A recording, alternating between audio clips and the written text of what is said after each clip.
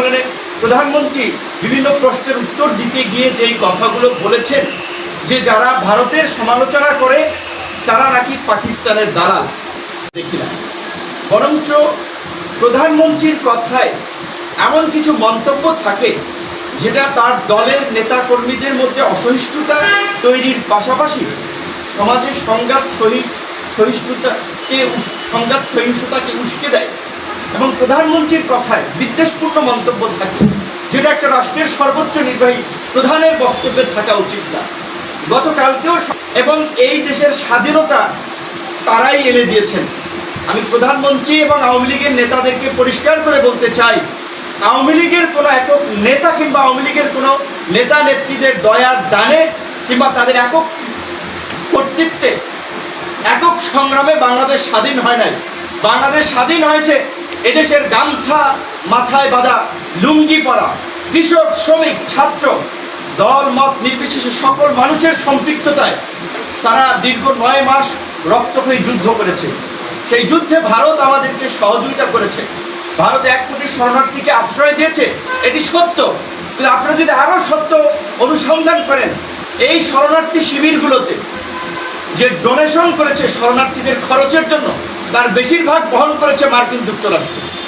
এমনকি প্রধানমন্ত্রী যে গর্ব করেছেন যে ভারত সৈন্য প্রত্যাহার করেছে, এখানে প্রধানমন্ত্রীর কোনো কর্তৃত্ব নাই, প্রধানমন্ত্রীর কোনো কৃতিত্ব নাই।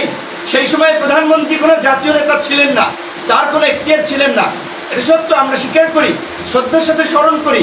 তার বাবা বঙ্গবন্ধু শেখ মুজিবুর রহমান সেই সময়ে মানুষের শ্রদ্ধার পাত্র ছিলেন, মানুষ তাকে নেতা বানিয়েছিল তাদের অধিকার আদায়ের জন্য। তাই তিনি মানুষের পক্ষে কথা বলেছেন, জনগণের ভাষা বুঝে ভারতীয় সৈন্য প্রত্যাহার করার জন্য ইন্দিরা গান্ধীকে চাপ দিয়েছিলেন। শুধুমাত্র বঙ্গবন্ধুর কথায় কিংবা ইন্দিরা গান্ধীর সম্মতিতেই সৈন্য প্রত্যাহার হয়। মার্কিন যুক্তরাষ্ট্রের স্পষ্ট চাপ ছিল যে ভারতীয় সৈন্য প্রত্যাহার না হওয়া পর্যন্ত মার্কিন যুক্তরাষ্ট্র বাংলাদেশকে স্বীকৃতি দিবে না। অনেকগুলো প্রেক্ষাপট এবং অনেকগুলো প্রভাবকের কারণে বাংলাদেশ স্বাধীন হয়েছে। বাংলাদেশ থেকে ভারতীয় সৈন্য ভারত প্রত্যাহার করে নিয়েছে।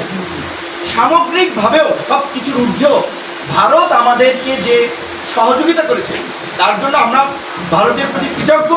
আমরা ভারতের সাথে একটা বন্ধুত্বপূর্ণ সম্পর্ক আমরা রক্ষা করতে চাই, কিন্তু আপনাদেরকে ভুলে গেলে চলবে না। আপনাদেরকে এই ইতিহাসের সঠিক বিষয়টা অনুসন্ধান করতে হবে।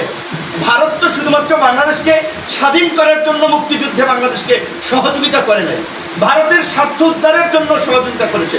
ভারতের চিরশত্রু রাষ্ট্র পাকিস্তানকে ভাঙার জন্য ভারত সহযোগিতা করেছে। নিশ্চয়ই আপনারা জানেন, বাংলাদেশের যে উত্তর পূর্ব পার্টের যে নদীগুলো আছে, সেই নদীগুলো আপনার বিশেষ করে দেশ ভাগের পরেও ভারত পাকিস্তান সেই সময়ে আপনার সেইগুলো ব্যবহার করে কলকাতা কিংবা ভারত পাকিস্তান এই অঞ্চলে পণ্য পরিবহন হতো। 1965 সালে ভারত পাকিস্তান যুদ্ধের পরে ভারতের জন্য সেই নৌপথ ব্যবহার করা পাকিস্তান তখন বন্ধ করে দিয়েছে। 1971 সালের মুক্তিযুদ্ধের পরে 72 সালে প্রথম ভারত তার স্বার্থ আদায় করার জন্য বঙ্গবন্ধুর সাথে মিলে কিংবা বঙ্গবন্ধুকে দিয়ে সেই চুক্তি করিয়েছেন। প্রথম ভারতের সাথে চুক্তি বাংলাদেশের অভ্যন্তরীণ রুট ব্যবহার করে নৌ পরিবহন এবং বাণিজ্য চুক্তি। ভারত তার লাভের জন্য 65 পর ব্যবহার করতে পারে নাই, মুক্তিযুদ্ধের পরপরই তারা সেই ধান্দা হাসিল করার জন্য কিন্তু তারা ঠিকই কাজ করে গেছেন। আপনারা লক্ষ্য করবেন যে বাংলাদেশে এই দীর্ঘ 52